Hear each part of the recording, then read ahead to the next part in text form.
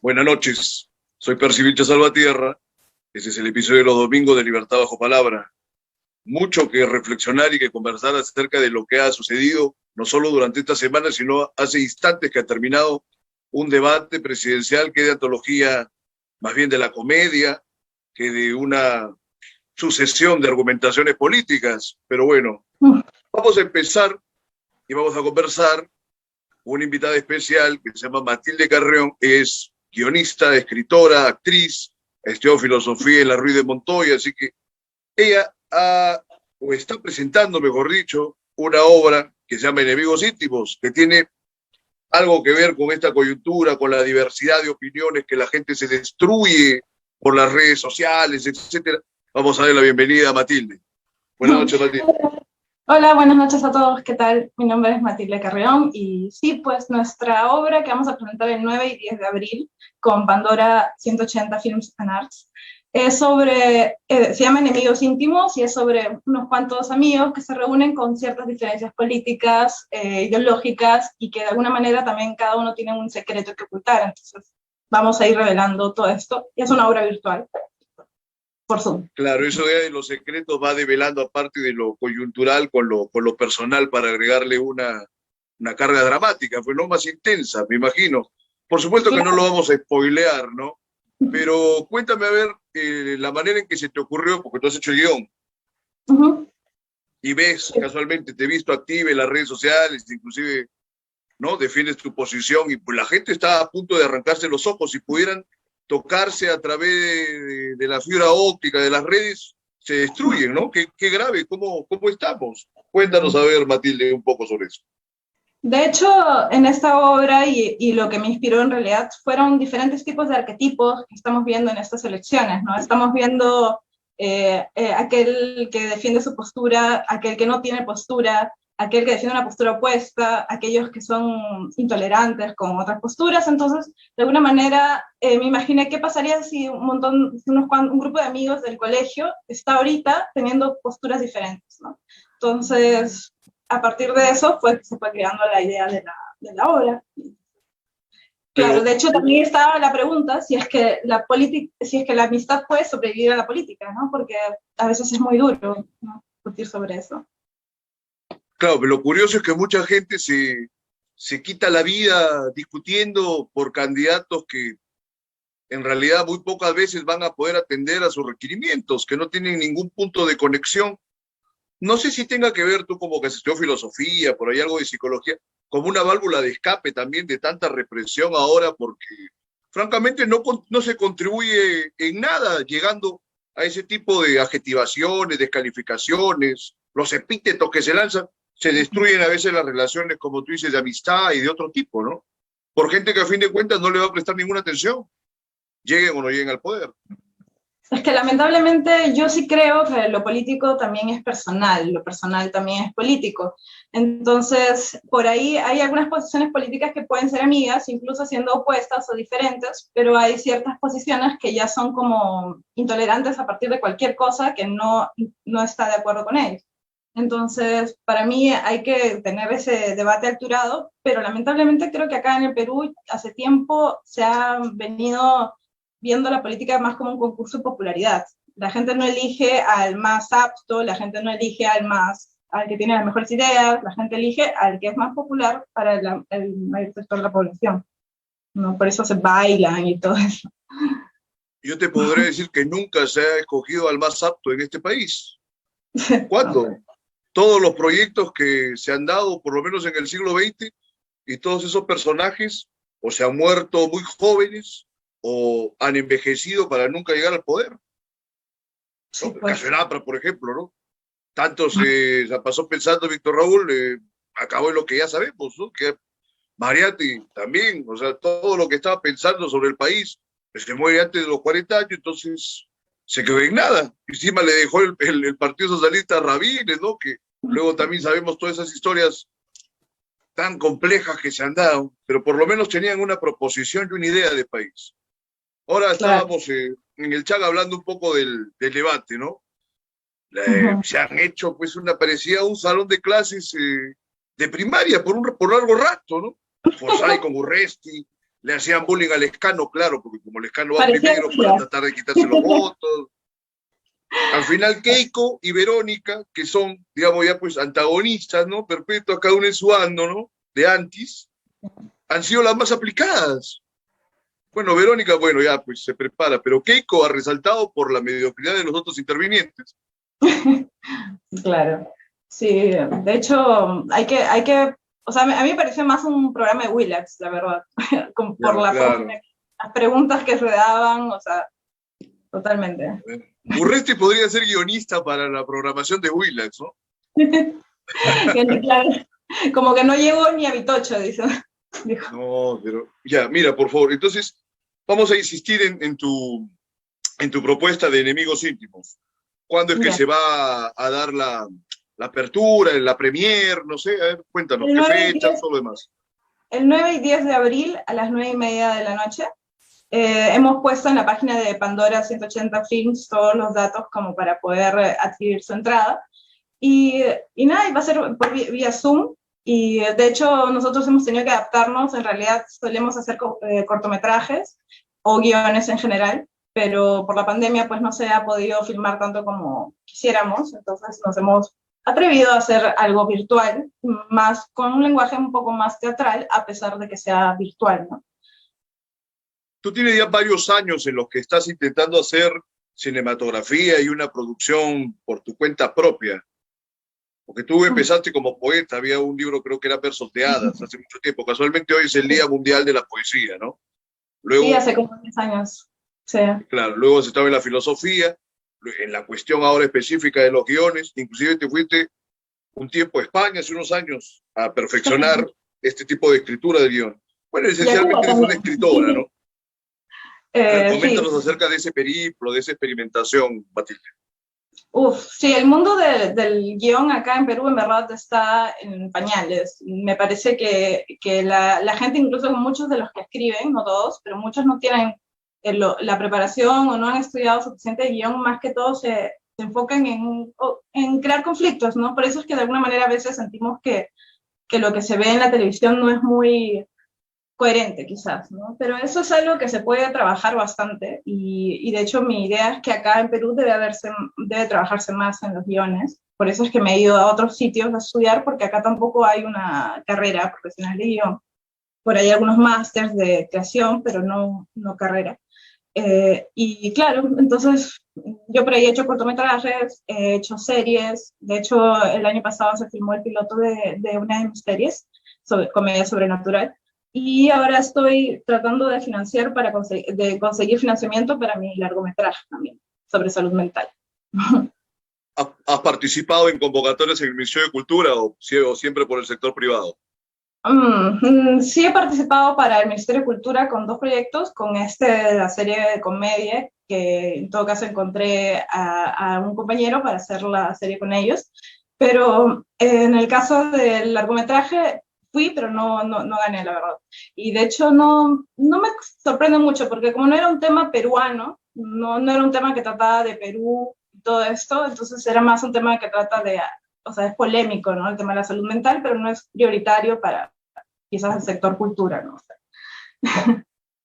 Claro, me imagino. Bueno, tienen su lineamiento los ministerios y bueno, cultura también se ha visto muy controvertido estos últimos tiempos, ¿no?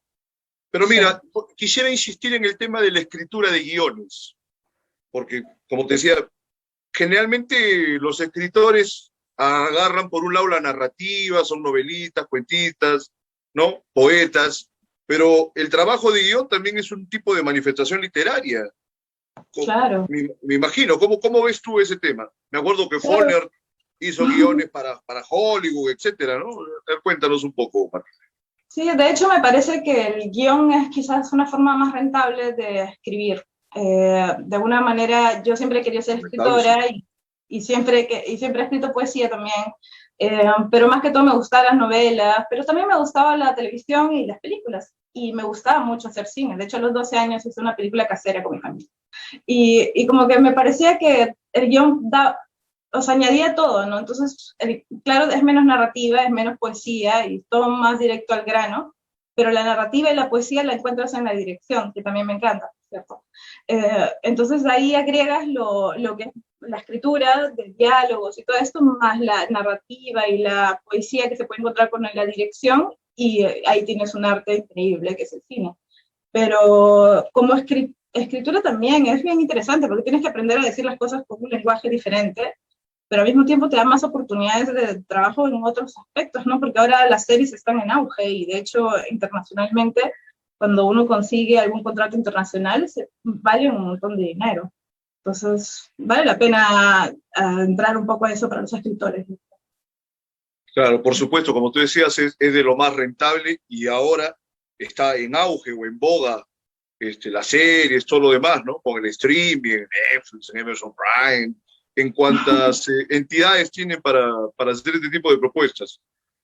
En todo caso, Sí. Matilde, coméntanos algo para ir finalizando acerca de por qué la gente debe llegar a ver Enemigos Íntimos casualmente 2 días antes, o el día anterior inclusive, de las elecciones que se viene, que es tremendo, ¿no? El 11 de abril. Bueno, como te comentaba, está basado en arquetipos, entonces quizás una persona cuando vaya a ver la obra va a sentir que ciertas personas se identifican con ciertos personajes políticos, o con ciertas posiciones políticas. Entonces ahí puedes ir viendo un poco cómo piensa cada uno, ¿no? Y de cierta manera no queremos incentivar a alguien a votar o no votar por alguien, pero sí queremos mostrar que a veces lo personal es político, y que a veces hay que ser tajantes con la gente que comete errores no, delitos en este caso, ¿no? Y claro, y es como, porque en verdad muchas veces tenemos caretas que mostramos al mundo, pero no ven nuestro verdadero yo. Entonces en esta obra lo que hacemos es desnudar el verdadero yo de todos. Entonces, por eso me parece que quizás la persona que vea esta obra puede entenderse un poco más a sí mismo y sentirse identificado en este contexto, sobre todo, porque la obra es en este contexto de pandemia, ¿no? Y con lo que ha pasado, con el escándalo de las vacunas, con todo esto de las elecciones, ¿no? Entonces, me parece que por ahí puede ser bastante interesante para las personas que les gusta. Es muy interesante, por eso cuando yo vi la publicidad te dije para conversar ahora como una introducción al programa de hoy mismo, ¿no? Porque tiene que ver, me llama la atención cómo la gente se anda destrozando porque no hay una educación política, no hay entendimientos políticos, ni siquiera dentro de las gentes o las personas que hacen política activa.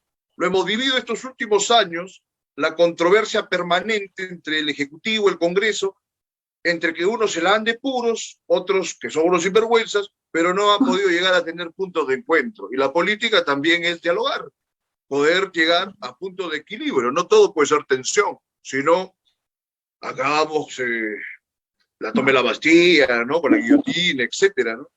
Bueno, que viendo un poco el panorama actual, no faltará quien diga de que ojalá y se diera otro proceso similar, ¿no? Una guillotina y acabar con toda esta gente, pero es un poco exagerado. Hay Ahora, los que sí. Matilde, por favor, adelante. No, digo, hay los que piensan que sí, a la guillotina. No, pues imagínate a estas alturas de la vida y de los derechos humanos, todo lo demás, No sería podemos un embrollo retroceder. muy grande, ¿no? No. Sería retroceder un montón. Efectivamente. Ahora, esa frase que has dicho no quisiera dejarla pasar de lo personal es político, ¿no? No para debatir, sino a ver, quisiera que me pongas tu punto de vista porque indudablemente tiene pues una afiliación feminista, ¿no? Coméntanos brevemente a ver cómo es esta idea de lo personal es político, Matilde. En el sentido de que si una persona está a favor de, no sé, por ejemplo, alguien que está en contra de los derechos de la mujer o de los derechos de la población LGTBIQ, entonces alguien que está en contra de esto, para mí me parece que es una persona que no tiene tanta empatía. Entonces, una persona así que no tiene empatía hacia las personas que pueden estar sufriendo, me parece que también puede hacernos lo mismo a nosotros, si somos, no sé, amigos o compañeros de trabajo. Por eso hay que tener mucho cuidado con quién uno se relaciona. No digo que todos los aspectos políticos diferentes al de uno está mal, pero sí hay algunos que me parecen ya excesivamente complicados. En esta década, sobre todo, en que las cosas están acelerándose para avanzar, hay cosas como decir que la mujer no tiene derechos de, como, es un adorno para el marido, o que es una asesina si aborta, o todas las cosas que dicen algunos candidatos. Entonces, a mí me parece que es muy intenso y es bastante controversial, ¿no? Claro, claro que sí. Bueno, por ese lado, como una precaución ante personajes que pueden ser nocivos, yo creo que siempre y cuando quede dentro del ámbito personal, uno tiene la libertad de desechar o despreciar inclusive contacto con quien uno piense que puede ser un indeseable, ¿no? Es un fuero privado. El problema está cuando se lleva a un orden ya no tan privado, sino colectivo o público, con el tema este de las cancelaciones, que a veces no están convenientemente pues, demostrados todos los hechos. Hay excesos de todo, de todas partes. Como siempre digo, hay que tratar de procurar un equilibrio, ¿no? En la medida que sea algo personal, como tú dices, bueno, no hay mayor problema. Ahora, eso del aborto también, pues todo, Matilde, ahora tiene cualquier cantidad de aristas y todo se vuelve un debate y hay que procurar puntos de encuentro, ¿no? Por ejemplo, a mí me parece muy saludable la posición que tuvo el expresidente de Uruguay, Mujica, que él decía, no estoy de acuerdo que el aborto sea algo así nomás, pero hay una necesidad pública de que se legalice, criterio de un verdadero político, ¿no? Independientemente Claro. que sea de izquierda o derecha, ve la necesidad del orden público y lo deja ahí. Uno no está de acuerdo con el aborto, uno está de acuerdo con la legalización del aborto para que no más mujeres mueran. Nadie va a estar de acuerdo con el aborto. No, pues sí, hay gente que sí, ¿no? Hay gente que dice, no, pero como que te sacas un tumor o como que te sacas una muela. Y gente que tiene No, preparación académica. de hecho, debe ser un Bueno, proceso bien fuerte. bueno, tú has tenido la suerte de estudiar en una universidad jesuita, porque, bueno, y lo vemos en las redes con gente que tienen hasta maestría, tienen doctorado y sacan cualquier cosa, ¿no? Pero hay que tratar de hallar un equilibrio. Entonces, Matilde, a ver, te dejo 2 minutos, a ver, danos la impresión última de lo que habíamos estado comentando acerca del debate de hace rato en América Latina, para despedirnos. Impresión última. Bueno, sí sentí que Lescano ha sido atacado por todos lados, y no digo que no se lo merezca por varias razones. De hecho, Bueno, hasta le agarrar llamaron... como una pelota, ¿no? De trapo todavía. Lo tiraron al piso y hicieron lo que querían. Excelente. Pero me parece que por ahí es interesante que pase esto ahora para ver cómo pueden cambiar los votos, ¿no? Más adelante, ¿no? Porque quizás eso pueda cambiar bastante algunas personas que están indecisos, ¿no? Y bueno, y a pesar de que el debate sea muy personal en el sentido de frente atacan a uno o atacan a otro, siento que sí se ha podido ver que al menos mi candidata, por ejemplo, ha sido firme, ha mostrado sus propuestas, que es Verónica Mendoza.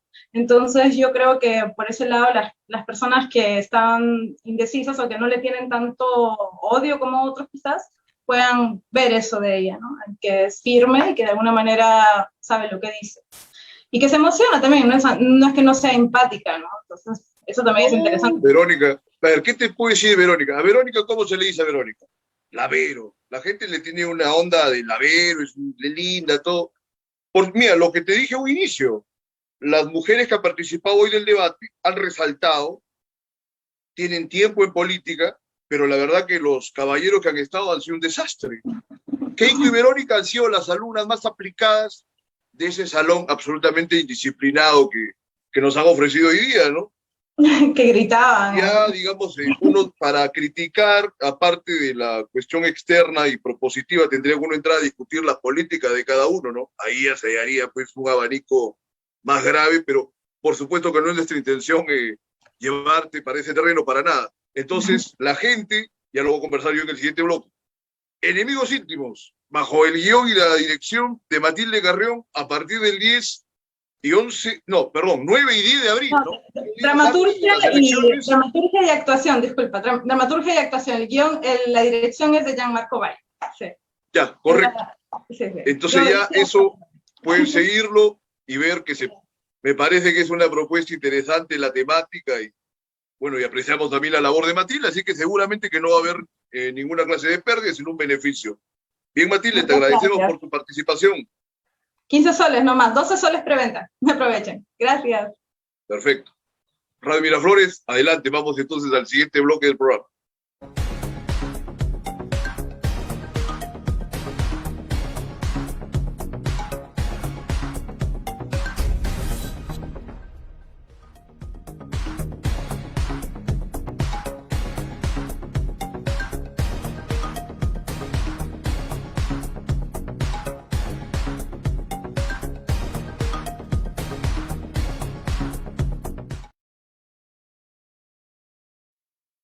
Retomamos Libertad Bajo Palabra.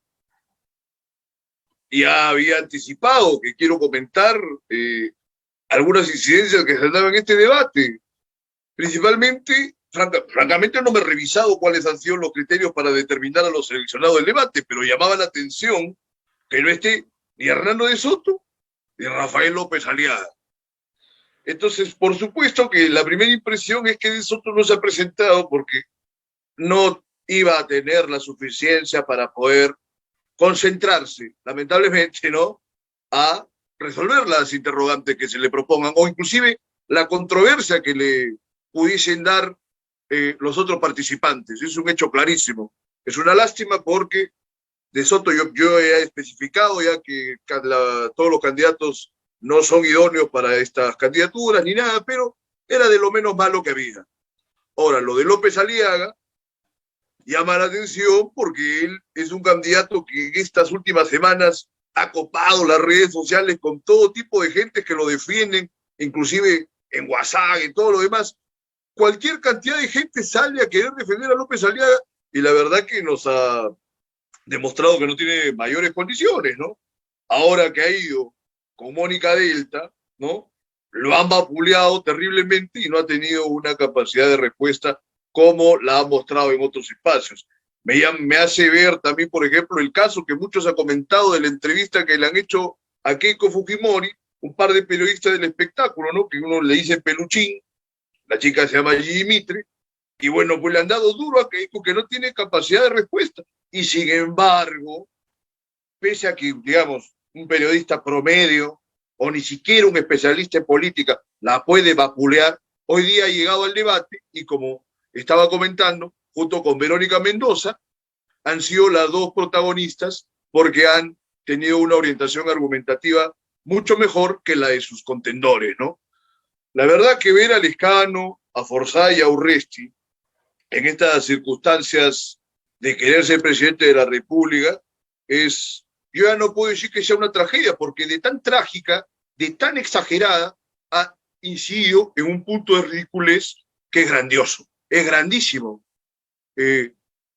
Los puyazos y, digamos, hasta la chacota que se han dado, por ejemplo, que Forsyth en un momento dado le dice a Urresti, que me ha parecido gracioso porque no pensé que Forsyth iba a tener mucha más calle que el dirigente de Podemos, que el candidato de Podemos, que supuestamente es un hombre muy, muy mundano, pero que no tenía nada que hacer, ¿no? Que le dice, de acá te vamos a cuidar para que otra vez salgas a hacer tus grabaciones, no te abran la cabeza, no te roben la cama. La verdad que un nivel de contradicción que no puede esperarse de ninguna clase de político, de ninguna clase de estadista, ¿no? Entonces, este debate ha sido prácticamente esta desolación de hallar que las dos candidaturas aparentemente más extremas y opuestas, de Keiko y de Verónica, que se han pasado la vida, los fujimoristas, terruqueando, ¿no?, a los que están con Verónica, y los que están con Verónica, despreciando a los fujimoristas, los antifujimoristas, los que hacen las marchas, etcétera, inclusive con la frase esa tan despectiva que los seguía por el tupper, toda esa miseria en la cual ellos estaban controvirtiendo muchos años.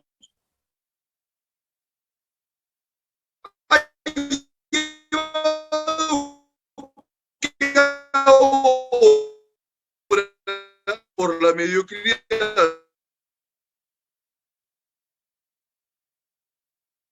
de los otros, que es única que al menos tiene la idea de los otros. Ahora, por más que una tenga una empatía, sea simpática, tenga más o menos una estructura de pensamiento más o menos superior a la otra, ¿no?, que igualmente es Verónica en relación a Keiko. En las preguntas de fondo acerca de sus políticas, la verdad que correspondían a unos gastos y a unos presupuestos que yo creo que ya deberían haber dejado en el pasado, ¿no?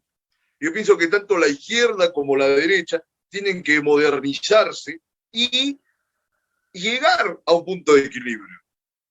Ahora, esto no quiere decir tampoco que Verónica sea eminentemente socialista. Yo creo que se ha exacerbado por marcar un carácter que yo pienso que esencialmente tampoco lo tiene, ¿no? ¿Por qué comento esta situación?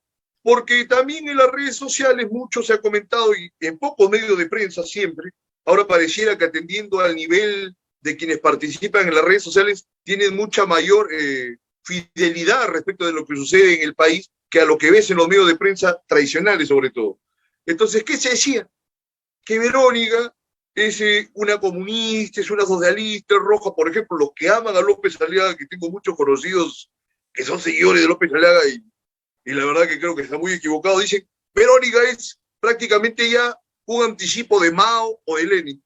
Nada que ver tampoco. Es más, o sea, si Verónica tuviese una apertura más libertaria y no tuviese gente francamente sí recalcitrantemente socialista por ahí en alguno de sus espacios, ¿no? Podría ser una muy buena candidata. Lamentablemente no hay la disposición y bueno, hay que aceptar que pese a todos los años que tiene en política, tampoco es que se ha convertido pues, en una estadista nata. Pero lo importante era este tipo de propagandas y de manipulaciones que se hacen de la realidad y de los conceptos y que quieren decir que Verónica pues, es la última o la venidera espada del marxismo latinoamericano, peruano. Eso es una ridiculez, ¿no? Me dirijo particularmente a los seguidores de López Aliaga que están con esos cuentos que no tienen nada que ver. Más bien López Aliaga, que arrancó como un candidato, más o menos que era un tipo de empresario a lo Trump, y que luego se quiso ir hacia lo Bolsonaro y todo lo demás, conforme va avanzando el día de las elecciones, no sé si por un desenmascaramiento natural o porque lo ha intensificado varios aspectos muy negativos de su propia personalidad con el fin de captar votos en los sectores más enajenados del país, se vuelve pues, prácticamente un fascista, ¿no? Ya no solamente por su devoción hacia cultos que están muy bien regulados en la Constitución, pero al nivel de cualquier otro culto. O sea, el Estado es laico. Entonces, llegar a este tipo de manifestación, yo creo que López Aliaga debería ser representante de Vox, ¿no? Del Partido Español, acá en el país, y no de Renovación Popular, que bueno, también que es un entrevero, no olvidemos que es Solidaridad Nacional. Ahora, yendo a López Aliaga, como escrito hace poco unos ensayos, mucha gente esto comentando, pero yo creo que lo más grave de todo su pasado con Castañeda y demás, pero como el nivel de contradicción y de controversia en el medio político es nulo, estas cosas pasan a un segundo lugar. Ahora, lo que me da, de alguna manera, me causa risa, no porque sea sádico, pero la verdad que todos han arremetido contra Lescano, indudablemente porque es quien está pues de cabeza, ¿no? En las encuestas, con el fin de tumbarlo para ver si algunos de esos votos llegan hacia ellos. ¿Qué es lo que me sorprende de esto? La capacidad mínima, por no decir nula, de Lescano para poder defenderse, para poder contraatacar. Entonces, yo digo, ¿cómo es posible que quiera ser presidente un hombre que no tiene una capacidad de respuesta para nada? Entonces, yo pienso que no tiene nada que hacer. De Forsyth es mejor ya ni comentar para de ese incidente en el que casualmente ha vapuleado que demuestra inclusive está por ahí. Y pese a los buenos elementos que tiene en su movimiento político, francamente que uno quita a Forsyth y solamente escucha su voz y lo que habla, y sin ser discriminador ni nada, pero pareciera pues un muchacho que apenas ha terminado secundaria, ¿no? Y en un colegio público, francamente, con muchas precariedades, ¿no? No es culpa de los colegios públicos, es una responsabilidad del Estado, que hay que hacer una reforma educativa, etcétera. Que sobre ese tema de la reforma educativa también en los últimos días no he visto que tengan ningún esquema ordenado, ninguno de los candidatos. ¿Qué es lo peor? Que parece que esos planes y esos programas políticos que han tenido no los han terminado de asimilar ni siquiera los propios candidatos, ¿no? Entonces, básicamente, ese es el tema respecto de este debate, que creo yo que no le puede dar luces a ninguno de los personajes que ha visto hoy día un ciudadano que ha llegado al debate, para ver si se puede orientar por alguno de los candidatos. Lo último que va a terminar orientándose es por Verónica o por Keiko, si piensa que una argumentación aparente es suficiente, o salvo que se deje llegar por sus peores apetitos o estímulos, vaya a acabar votando por Urresti o por Forsyth, ¿no? Ya no sé de repente si la lástima puede orientarnos a votar por Lescano, pero la verdad que un papel muy lamentable que ha hecho el día de hoy. Sobre todo, me quisiera criticar la ronda última de preguntas, que ha sido pues un disparate, una serie de preguntas ligeras, que yo entiendo que ese tipo de preguntas se hacen cuando al final vas a imponer una pregunta con sustancia en la que por ese orden sucesivo de respuestas inmediatas, el candidato o el interrogado no va a poder mentir. No se ha utilizado de esa manera hoy, así que pues ha sido francamente una situación en la que se ha perdido la oportunidad de poder conocerlos mucho más a los candidatos. En todo caso, para acabar esta ronda, es claro con este debate y con el curso de las entrevistas que han dado inclusive hoy algunos candidatos y en el curso de esta semana otros tantos, que cualquier ciudadano promedio, con una inteligencia promedio, inclusive que no tenga muchas lecturas, puede desbancar y hacer quedar en ridículo a prácticamente la totalidad de candidatos. Y yo creo, eso sí, que el tema de Keiko Fujimori en el programa de Jimmy y de este chico Peluchín, francamente ha sido la demostración cabal que cuando los entrevistadores quieren hacer sentir las falencias, la precariedad de los entrevistados, en este caso los personajes que participan del medio político, lo hacen con total tranquilidad. O sea, muchos de los que han hecho carrera política en los últimos años es porque los han dejado ser. ¿Se dan cuenta? Ahora, yendo de la política hacia dos acontecimientos que se han dado esta semana, el fallecimiento del monseñor Bambarén, un hombre vinculado, por supuesto, a la izquierda, al pueblo, ¿no? Y de Bedoya Reyes, el Tucán, ni qué decir, un hombre pues absolutamente identificado con la derecha, inclusive con la extrema derecha, pues según algunos afibrados, ¿no? Qué importante es poder reconocer y enaltecer a quienes nos han antecedido en el camino. Sin embargo, yo no he visto grandes manifestaciones de políticos y de muy pocos intelectuales respecto a estos dos personajes, ¿no? Yo creo que lo difícil que es hacer una carrera pública en el país si no se debe a favoritismos y a la miseria de la gente que uno lo puede auspiciar. En el caso, por ejemplo, de la mayoría de personas que hacen política en este momento, habría que ver de no ser pues tan desagradecidos o ser tan mala gracia con estas personas, ¿no? En todo caso, yo me tendría que referir a Bedoya por dos temas. Indudablemente que no era un estadista. Ya la generación de Bedoya sufrió un retroceso epistémico o intelectual respecto a las generaciones anteriores que, por ejemplo, estaba la generación de Bariátiga y La Torre, Balcarce, Basari. Ya la generación de Bedoya no tenía nada que proponer en ese sentido.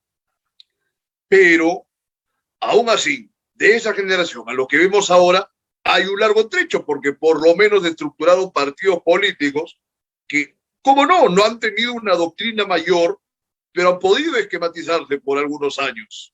Inclusive podría participar de ello el primer momento de Acción Popular, ¿no? Pero a Bedoya se le desconoce todo eso.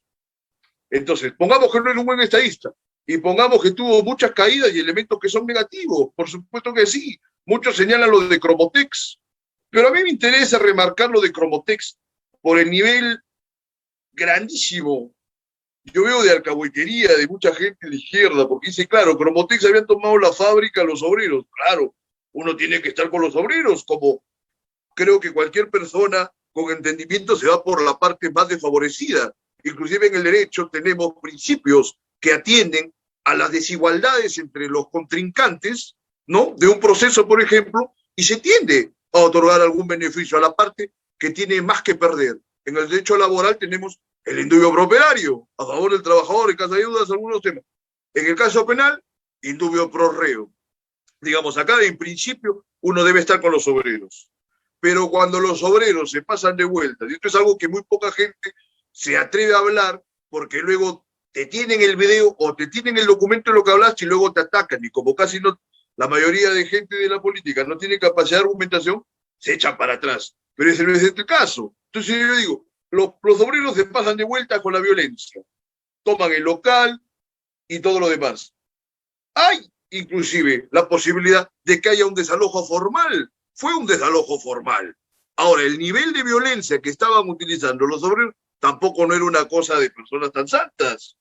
Yo insisto, hay que estar con el pueblo, hay que estar con los obreros, pero no hay que consentir los excesos de ningún bando. Entonces se pone, a ver, voy a querer el abogado de Musiris, como si fuera pues, un tipo de lo peor, y simplemente un abogado que está cumpliendo con sus funciones. El derecho es así, ¿no? Lamentablemente o positivamente. ¿Qué es lo que quería remarcar de Cromotex? Y no es en el ámbito del terruqueo miserable de mucha gente que no tiene lecturas, pero estaba como dirigente del sindicato, y creo que era el presidente del sindicato, Néstor Serpa Cartolini. Entonces, la gente, yo puedo defender a algunos revolucionarios en su momento. Hubo un momento en que inclusive la revolución era una posibilidad muy concreta en el país, pero en estas circunstancias agreden a un lado y no señalan este componente. Yo lo he puesto en un ensayo y ahora lo estoy comentando. Me creo que tiene una relevancia. Por supuesto que uno tiene que lamentar las pérdidas de vidas que se dieron de obreros y también de un policía, pero no se puede identificar. Miren, ¿desde qué época? Fue el año 78, en diciembre. Estábamos en plena Asamblea Constituyente, que mucha personalidad de la izquierda, pese a participar de la misma asamblea, estaban en su contra. Entonces yo creo que hay que tener criterio y saber ver los dos lados. Si no, este país no va a llegar a ninguna parte. Entonces, ¿hay algo que reprochar? Por supuesto que sí, pero también hay que reprochar a quienes participaron de esa toma y que realizaron actividades excesivamente violentas, tuvieron una respuesta brutal. Abusiva, por supuesto, negativa, indudablemente. No se puede obviar la participación de Serpa, creo yo, en este caso. Luego, el tema del hijo, Luis Bedoya de Vivanco, que salió en los Vladivideos. Por supuesto, yo en mi concepción personal diría, habría tenido que ser un hombre mucho más entero, drástico, y no apañarlo al hijo. Indudablemente que eso es una caída, al menos del arquetipo, el que más o menos podía él querer representar, ¿no? No era pues un hombre entero, no era tampoco un héroe, pero a mí lo que me llama la atención es, ¿qué cosa quieren los que señalan eso como un elemento fundamental para tumbarse toda su experiencia política? ¿Qué querían? ¿Que lo maltrate al hijo? ¿Que niegue al hijo? O sea, que él mismo lo lleve a la cárcel al hijo. Me pregunto esas cosas porque acá se ha desatado una horda de puritanos, de moralistas, que nunca, creo yo, han tenido la oportunidad de participar en ningún medio público, pero proliferan en las redes y por todos lados, y me parece que es una desgracia. ¿Por qué? Porque ese puritanismo es una manifestación de una intolerancia, digamos, personal, que en cuanto hay una posibilidad de ejercer el poder, ¿dónde desemboca o a dónde deriva todo este tipo de pulsiones? En autoritarismos, absolutamente autoritarismos, sin que importe si son de izquierda o derecha. Autoritarismo y como tal es algo detestable y dañino para la mayoría de la población. Entonces, eso había que advertir. Ahora, francamente, para acabar con Bedoya, que para descanse, el partido que él fundó ha acabado siendo pues un nido de gente de la peor calaña, ¿no? O sea, no hay que olvidar, Curi participó ahí. Hay, por supuesto, algunos buenos elementos, como en todos los otros partidos, que inclusive yo no lo niego que puede haber hasta en el fujimorismo, pese a la gente que los odia, los fujimoristas, por ahí puede haber uno, dos o tres personas que sean rescatables. Cada partido tiene su gente que es rescatable, aunque quizás no la tienen tan clara respecto de sus propios partidos. Pero la verdad que, como decía, no hay que olvidar lo que Curi estuvo ahí, ¿no? Por más que hayan tenido otras personalidades como Araiza Grundy, como Moisés Wall, un gran personaje, ¿no? Tesorero de la Constituyente y todo lo demás, pero no. O sea, y lo que ha venido después es peor. En todo caso, ¿cuál ha sido la máxima gestión de Bedoya? Se dice que fue el Zanjón. Hay quienes dicen que ese Zanjón tenía que ser cubierto. De ahí hasta estaría partiendo de un problema de ejecución, ¿no? Eso no lo tengo claro, lo comento simplemente como un decir. Pero lo que yo sí tengo muy en claro es que las principales ciudades del mundo, inclusive en Buenos Aires, ¿no?, acá en la Argentina, tienen sistemas de metros subterráneos hace por lo menos un siglo. Hace un siglo. Y aquí absolutamente ahorita estamos haciendo trenes eléctricos y esto es habilitando vías para el transporte público como lo del Metropolitano, como si fuera una gran hazaña. Nunca se ha tenido una proyección de pensar en cómo va a ser la ciudad y este país en un futuro. En todo caso, hubiera sido una gran empresa hacer un tren subterráneo o no suspenderlo en los tranvías también, e implementar otras redes de tranvías. Hasta ahora en San Francisco el tranvía pasa y encima es un atributo turístico, se ven las películas, todo, ¿no? En las colinas se ve el tranvía de San Francisco. O sea, aunque sea por ese lado, pero ¿qué lo demuestra? Falta de visión. Y como dije en un primer momento, o sea, el PPC o Acción Popular nunca han tenido una propuesta sustantiva respecto de lo que es el país, de lo que ha sido el país y de lo que debe ser nuestro país. Entonces, cuando hay muchos individuos que dicen, no, López Aliaga va a llevar el país a hacer una constitución, ¿por dónde? ¿Dónde está la ciudad de López Aliaga desde que era un muchacho? No, que ha sido empresario, que esto, que el otro. Salen a defenderlo personas que le han hecho favores, que a los que le han hecho favores, pero eso no tiene nada que ver con el ejercicio de gobierno. Yo creo que hay que insistir con la crítica permanente y francamente ver en la segunda vuelta cómo se van a dar las cosas, pero al nivel en que están, yo no veo que haya demasiado riesgo, porque con el aval mínimo que van a tener en el Congreso, dudo mucho que tengan la contundencia para realizar transformaciones primordiales en este país. Pero indudablemente que este país necesita de transformaciones primordiales, pero no de una transformación que te lleve hacia un socialismo que no está claro respecto de una lectura del mundo actual, como una defensa a ultranza de un libre mercado que nunca ha sido libre mercado en nuestro país, no solo por los lobbies y la corrupción, sino por el mercantilismo en boga, que no ha permitido que haya libertad en el mercado.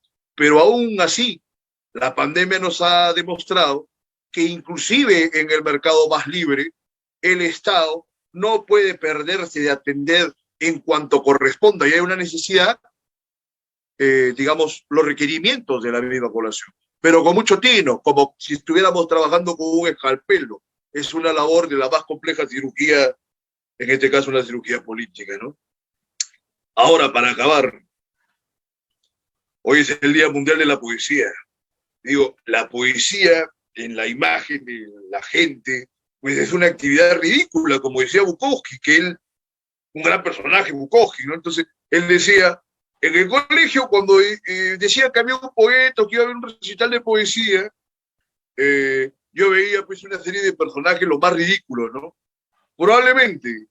Y el culto que se hace a la poesía por tantos medios es tan grande ahora que ya no se sabe bien quién es un poeta. Y sirviéndote de tus relaciones públicas, puede ser un poeta a veces hasta de talla internacional sin tener ningún valor. Sin embargo, la poesía sí es vital, creo yo, en el ejercicio de la palabra y en el ejercicio de la literatura, es como una muestra suprema, pero no necesariamente tiene que verse reducida al ejercicio del verso ni al ejercicio de los poetas. Ya digamos que no es una cosa novedosa decirlo, pero muchas de las mejores páginas de poesía del último siglo se han escrito en prosa. Esto lo dijo Roberto Bolaño en alguna parte, que está muy bueno citarlo, y es cierto. Ahora, yo les recomendaría que busquen el ensayo de Witold Gombrowicz contra los poetas, para que vean francamente lo que es el amor por el ejercicio de la palabra bien expuesta, pero por cuenta de un gran novelista. Porque la poesía redució tanto su alcance de problematización que ya no tiene pues una serie de muestras totales, ¿no?